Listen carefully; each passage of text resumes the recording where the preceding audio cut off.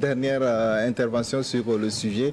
Alors, comment protéger la révolution en cours au Burkina Faso, en tout cas la protéger de ces nombreuses tentatives de déstabilisation que l'on voit ces derniers temps?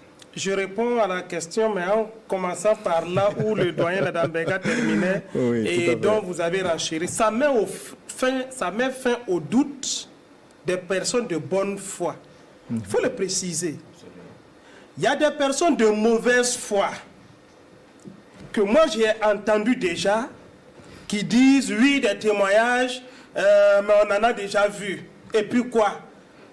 On les a mis dans quelles conditions?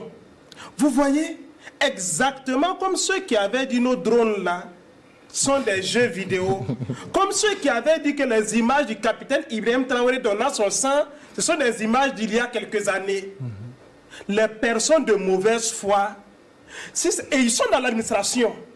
Ceux qui disent ça là, ils sont dans l'administration publique. Ils sont enseignants d'université, ils sont médecins, ils sont professeurs de lycée, ils sont enseignants du primaire, ils sont infirmiers, ils sont policiers qui le disent. Vous voulez compter sur cela pour faire quoi dans une révolution? Et parfois vous les responsabilisez. Et parfois ils disent ça au vu et au su de certains collaborateurs des dirigeants. Quand les Nébiers parlent, on dit, oui, vous voulez une chasse aux sorcières. Les sorcières sont faites pour être chassées. Il n'y a pas une sorcière là, qui bouffe l'âme de quelqu'un, et puis on dit, d'accord, viens dormir, c'est fini. Ça n'existe pas. Si tu es sorcière, on te chasse. Mais pour le reste, peut-être c'est dit autrement ce que les deux grands frères ont déjà dit. Oui, il nous faut des alliances stratégiques, Boïna l'a dit. Aujourd'hui, là, qu'on ne se méprenne pas. J'ai écouté récemment une vidéo de Poutine qui justifiait en quoi est-ce que la Russie n'a pas intervenu au niveau du Venezuela. Il n'y avait pas d'accord qui permet de le faire. Donc aujourd'hui, j'ose croire que quand on dit qu'il y a des alliances stratégiques entre nos États, l'AES et certaines grandes puissances, je touche du bois. Mais il ne faudrait pas que quand le pays va arriver, ce ne soit seulement des choses qu'on disait comme ça et qu'au fond, il n'y ait pas d'accord. On n'a pas peur de qui que ce soit, on n'a pas honte de le faire. Ceux qui veulent nous terrasser, qui sont nos voisins là, ils ont des accords avec les grandes puissances. Nous devons en avoir également. Et on s'assume que les ennemis du Burkina Faso disent, oui, c'est quitter 1 mètre pour 1 mètre, c'est quitter des jupons pour des slip, qui le disent, on s'en fout. Nous allons lier ces accords-là.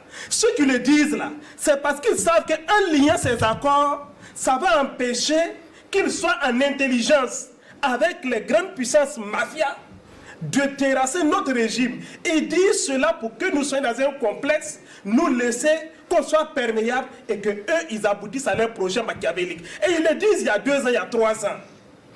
Et les faits aujourd'hui donnent raison à nous autres qui pensons qu'il faut ces accords. Autre aspect, l'administration, je l'ai déjà dit. Vous ne pouvez pas être en révolution et que l'administration qui est censée être le moteur de cette révolution-là est encore animée dans ces structures les plus, j'allais dire quoi, stratégiques là, par des gens qui ne posent pas votre vision. Que non, on n'a pas besoin d'être révolutionnaire, il faut être techniquement compétent. Vous pensez que ceux qui prêchent la révolution sont médiocrement compétents? Il faut que ça cesse. Et pour terminer, oui, la population, il faut l'organiser davantage.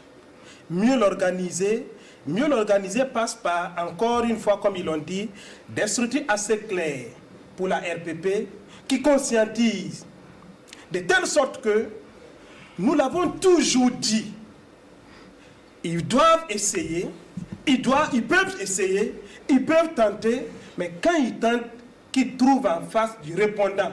Et le répondant, c'est le peuple conscient, c'est le peuple idéologiquement préparé qui prenne à bras le corps la défense du pays. Et je l'ai dit et je répète, il faut qu'on ait le courage politique de réinstaurer le service militaire obligatoire. Ceux qui répondent parfois en disant oui, ceux qui ont voulu faire le coup d'État sont des gens qui ont fait le service. je ne parle pas de tentative de coup d'État. On n'instaure pas le service militaire pour empêcher quelqu'un de faire un coup d'État, non. On instaure le service militaire de telle sorte que quand l'État est attaqué, que tout le monde puisse être prêt à réagir. Le capitaine dit, préparez-vous à la guerre de haute intensité. Vous comptez sur qui? Pour cette guerre de haute intensité-là, si tout le monde n'est pas prêt, dès qu'on dit, levez-vous, sonnez le rassemblement, que tout le monde soit sous le drapeau. Il faut qu'on y aille. Merci à vous donc pour vos différentes contributions. Ça serait le mot de fin donc de cette émission Question majeure de ce dimanche. Merci surtout à vous, chers téléspectateurs, de votre fidélité à cette émission qui abordait donc cette énième tentative de déstabilisation des institutions de l'État.